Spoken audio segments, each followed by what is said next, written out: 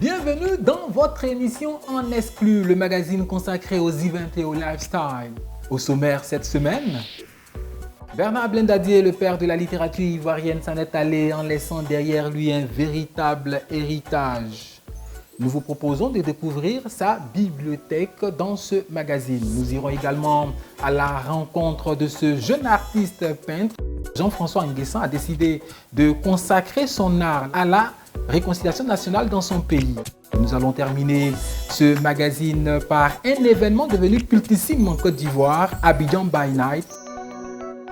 Mais avant d'aborder tous ces sujets, nous vous proposons une interview exclusive d'un journaliste devenu meilleur présentateur du JT en Côte d'Ivoire et en Afrique francophone. Hamza Diaby, ça vous dit quelque chose? Ce reportage est réalisé par Arnaud Trabi.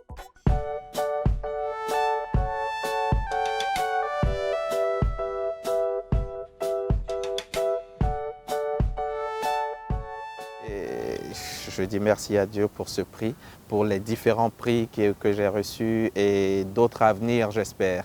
Donc non, c'est pas trop tôt. Je me dis même que je devrais en avoir 5 fois, 10 fois plus parce que je vais continuer à faire le travail pour mériter cela.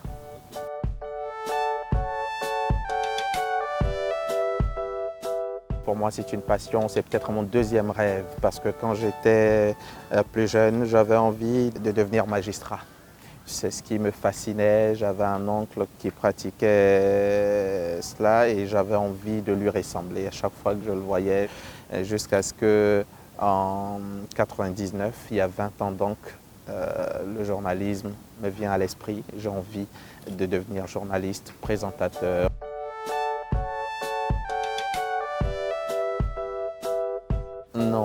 Non, je ne crois pas. Des échecs, j'en ai connus. Et certainement que j'en connaîtrai encore, même si c'est pas quelque chose à souhaiter. Mais je sais aussi que échouer, c'est apprendre à être fort.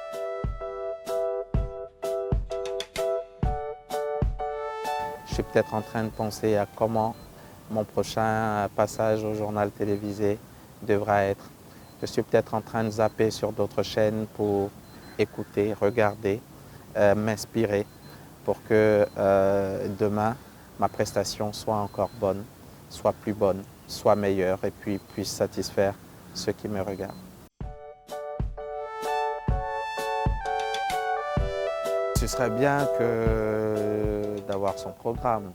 Ce serait très bien, mais il faut que je vous le dise, j'adore le JT. J'adore le faire, c'est une pression quotidienne que je prends plaisir à surmonter à chaque fois que je le réussis.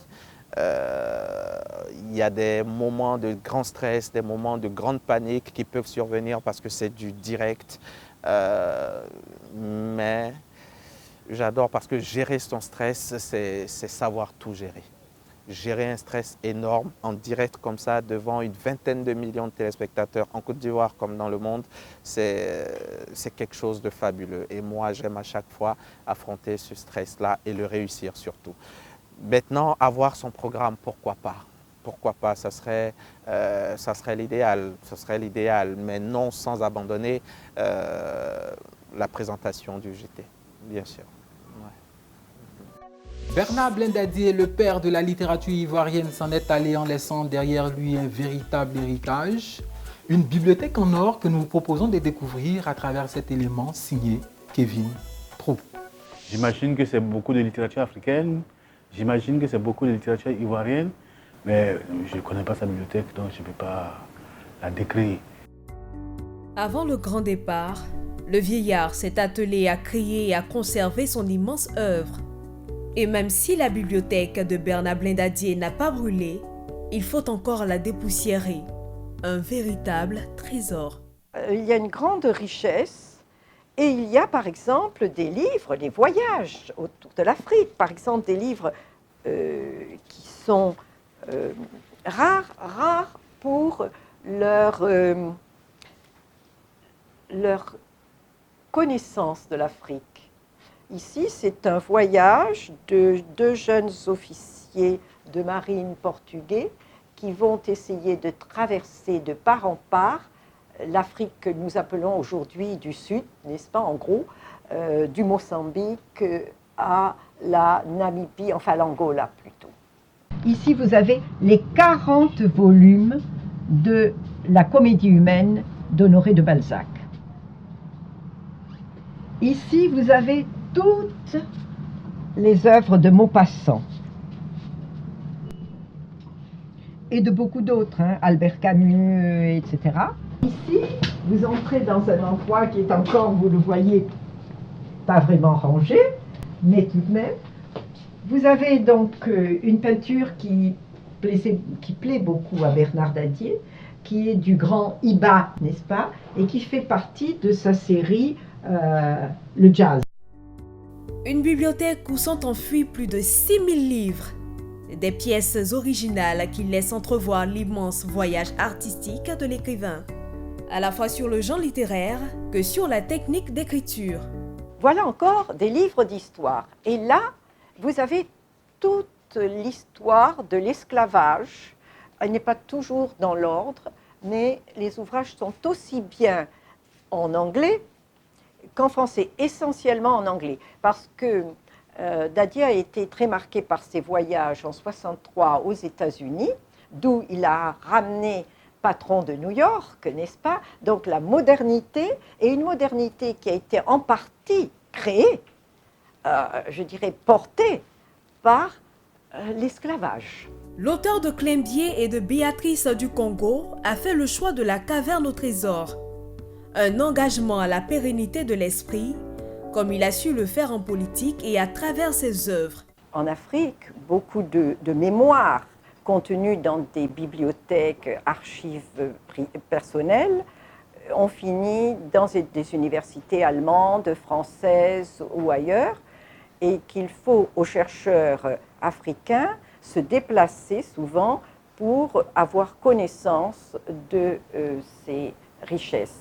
Bernard Dadier, lui, a souhaité que cette richesse reste dans son pays, comme il l'a fait lui-même, il a parlé à partir de son pays, et bien que cette bibliothèque parle au continent africain et au monde à partir de son pays, la Côte d'Ivoire, du lieu où il a travaillé. La bibliothèque regorge l'esprit d'un homme de foi, d'un globe-trotteur aussi. Chaque objet, chaque œuvre est une voix de l'artiste. Cet écrivain prolixe a une littérature émancipée avec un accent révolutionnaire. Bernard Dadier n'était pas un nègre. Vous voyez, je suis assise humblement, n'est-ce pas, et sur la chaise de Bernard Dadier. Ce que vous avez ici devant vous, c'est le bureau de Bernard Dadier. Ce n'est pas un bureau anonyme, c'est ici qu'il a travaillé. C'est dans ce lieu qu'il a travaillé. À côté, c'était sa chambre. Là, son cabinet de toilette, d'une simplicité extrême. La bibliothèque Bernard Dadier est ouverte au grand public. Elle devrait entrer dans le patrimoine culturel ivoirien. J'aimerais bien aller m'asseoir là-bas et dévorer ce que je peux dévorer, quoi, comme livre. Le ministère de la Culture apporte sa contribution pour que cette fondation continue de faire vivre l'œuvre et la pensée de Bernard Dadier. J'attends de la visiter. Je pense que ce ne sera pas pour longtemps. Ce jeune artiste peintre, Jean-François Nguessan, c'est de lui qu'il s'agit, a décidé de consacrer son art à la réconciliation nationale dans son pays. Son tableau de chasse, Les Murs. Étant tout petit, j'ai été pratiquement martyrisé du fait que je voulais forcément dessiner. Je me souviens quand je faisais les dessins comme ça sur les murs, on me poursuivait avec des bois, des cailloux. Et souvent même on venait se plaindre dans la maison et mes parents pratiquement étaient surmenés de plaintes de partout. Mais aujourd'hui, les mentalités ont changé. De la frustration est née une volonté narcissique, une position qu'il assume à travers des œuvres où apparaissent des visages gays. Nous sommes avant tout africains et sur ce continent, il y a toute une diversité de matériaux avec lesquels on peut travailler.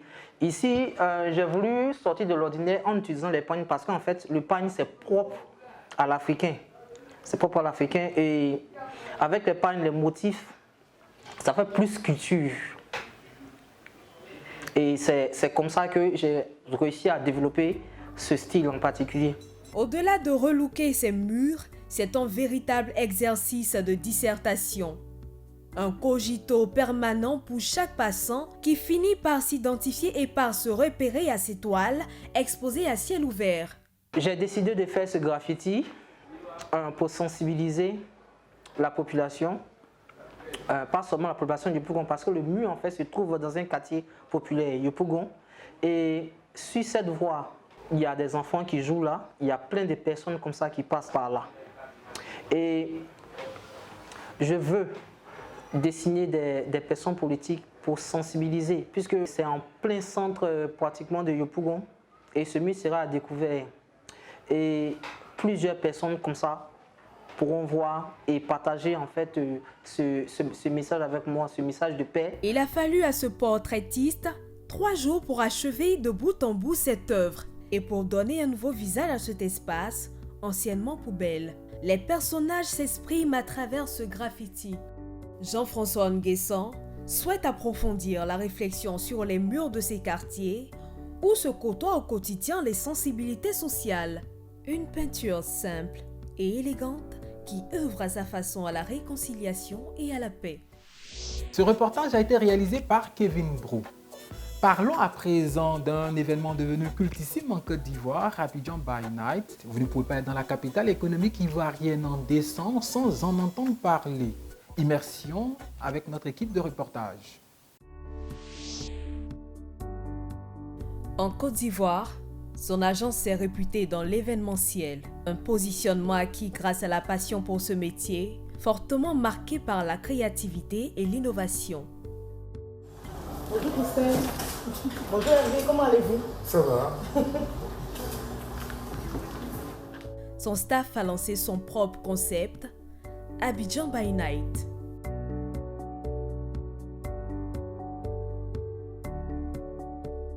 Le premier temps fort, je ne sais pas si on peut dire un temps fort, c'est le fait que ce festival débute à 18h pour se terminer le lendemain matin. Dès lors, Abidjan by Night apparaît comme un rendez-vous incontournable pour les professionnels de la nuit.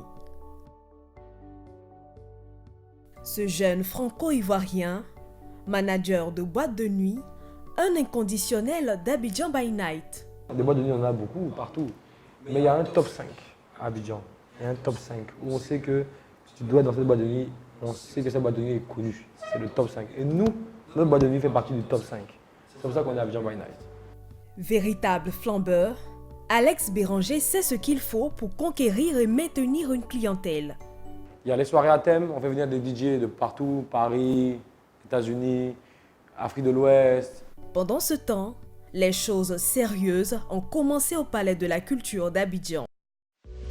Vous avez la possibilité de gagner des lots en participant au jeu. Il vous suffit simplement de donner la bonne réponse à cette question. Combien de livres y a-t-il dans la bibliothèque de Bernard Blindadier? Proposition 1, 1000. Proposition 2, 2000. Proposition 3, 3000.